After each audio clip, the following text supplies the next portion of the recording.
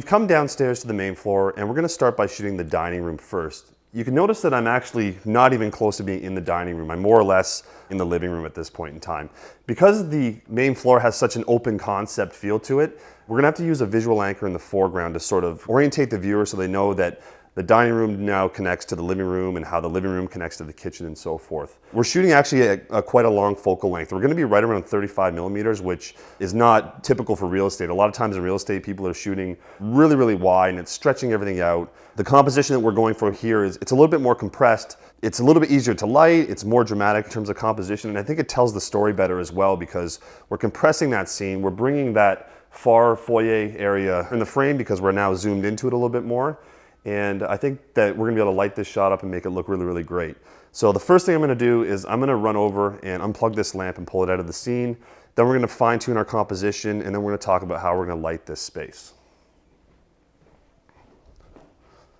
So again, I don't wanna have to do this kind of stuff. I try to avoid moving anything, but this is one of those scenarios where I'm just gonna move this off camera just so that it's out of my way. These pillows are gonna be in our foreground, so I might just give these a little quick fluff. Again, not spending a ton of time, but this is gonna be a foreground element, so let's try and make it look nice and tidy. I'm gonna play a little bit with camera height. Right now I feel like we're a little bit low, but I do like the focal length we're at right now. I feel like it gives a really nice composition and it really starts to tell the story of this space and starts to connect everything together. So I'm just gonna loosen up my center column here and I'm just gonna raise it up and see.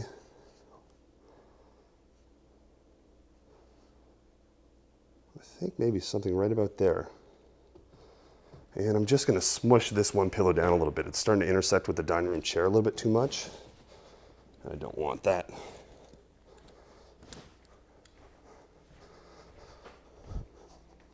As you can tell with live view here, we're not focused, so let's confirm we have focus. Looks good. And we're gonna take our first shot. So I'm just gonna rely on the meter here and I'm gonna go down to 0 and see what the camera gets us. I think this is actually a good starting point. You might think that I'm completely out of my mind because most of the frame is very, very dark. We're not worried about that. What we're worried about here is just getting a good exposure for the brightest thing in the room, and that's these cool hanging light fixtures over the dining room table, and then also the windows. We don't want those to be blown out. We want to have enough detail around those black frames where we're not blooming or we're not bleeding at all. So we're gonna start by lighting the foreground, and then we're gonna move through and light the far room. I know that I'm gonna have to use an umbrella, only because the wall behind the camera here, there's a big set of French doors and there's a big piece of art on the wall that's all black. I do have a little section of wall I can work with, but I don't think it's gonna be enough. So with open concept floor plans like this, it's quite common to have to use a shoot-through umbrella to light up these spaces. So let's do that. We're gonna grab a stand and we're gonna grab our shoot-through umbrella. And as I had mentioned during the gear talk, I'll sometimes put, actually not sometimes, I'll always put 1/4 CTO gel over top of the end of the flash. I find that the color temperature changes and it gets a little bit too cool as we shoot through the umbrella. So I'm just gonna tape this just on the front. And I'm actually gonna pop this light stand just right up here on the coffee table. And we're gonna go to full power right off the bat.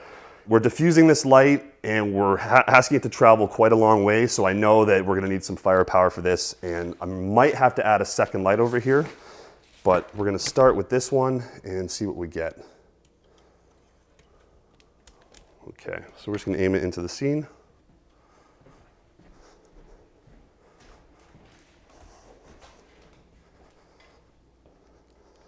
And we're gonna take a shot. That did most of the heavy lifting for this side of the frame.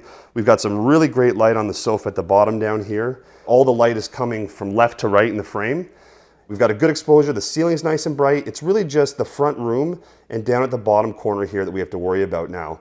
Let's grab a couple lights and we're gonna move into the front room and we're gonna see if we can bring up the light in there, and then we're gonna grab our light on the stick and try to create some of that directional light over top of the dining area so that it looks like we have daylight streaming in and maybe a little bit of top-down light from those fixtures. So I'm gonna grab 2 lights.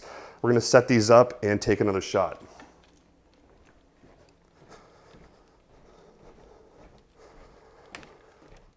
So this is always a bit of guesswork. You take a shot, you see what happens, and you come back to it.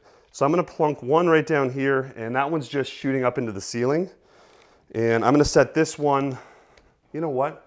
I might actually try to place it up here by this, on top of this clock. Again, be very careful and make sure that the optical sensor is facing outwards so that it can see the other lights going off and it will fire.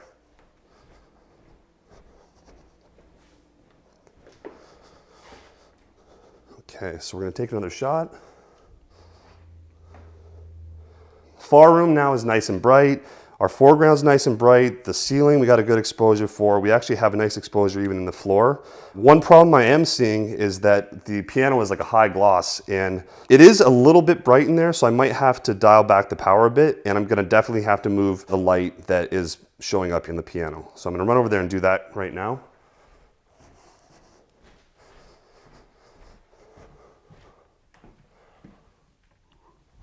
And I'm gonna put it pretty close to where our other light is, just on this cutaway by the stairs. Again, it'd be nice to have an assistant to do this stuff, but with real estate, you're usually on your own. You're running around and trying to get this stuff done as quickly as possible. So let's do another shot. I think that looks really, really good. We got rid of that hot spot that was on this piano there. It is bright in that room. There's some interest. We can tell that it's lit in there. And the only thing we need to do now is use some top-down lighting over top of the dining area. So we're gonna actually bounce off the ceiling, but before we do that, we're gonna have to turn our main light down. We want that to be more or less on fill duty now. We generally like to think of the frame as a top and a bottom. So this one, I'm really just looking at the top 50% of the frame, the ceiling, making sure I have a good exposure up there. And then for the next shot, when I'm bouncing light, I'm thinking more or less about the bottom 50% of the frame. And I know that this is just a little bit bright on the back of this dining room chair here, but I do like the light here, so we might have to just mask in and out portions of that when we do post. So I'm gonna just turn the light down here and grab my handy light on a stick. And this one's at full power right now, and I'm gonna probably come down to about 1/4 power. Again, this is just guessing, but this is now more or less doing fill duty than actually acting as our main light. Our light on stick here, I'm gonna put at 1/4 power, again, just guessing. And I'm gonna stand just at the edge of the frame, and then we're just gonna fire it just off the ceiling here.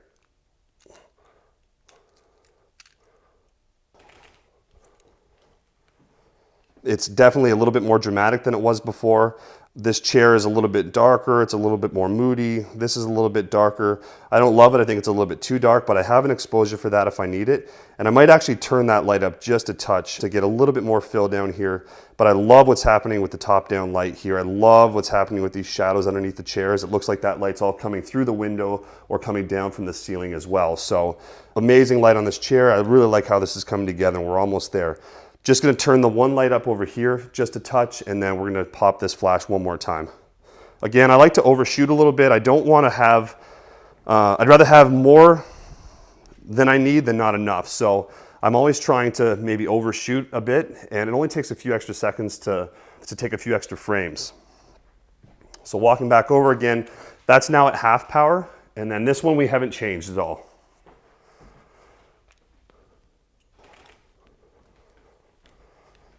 Okay, I think that's really, really good.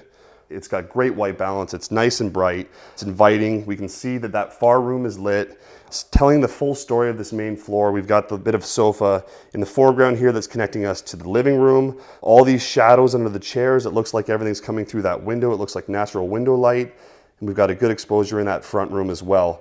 We're only gonna have to combine maybe 2 or 3 frames at the most to put this together, and I think this is gonna be a really good shot.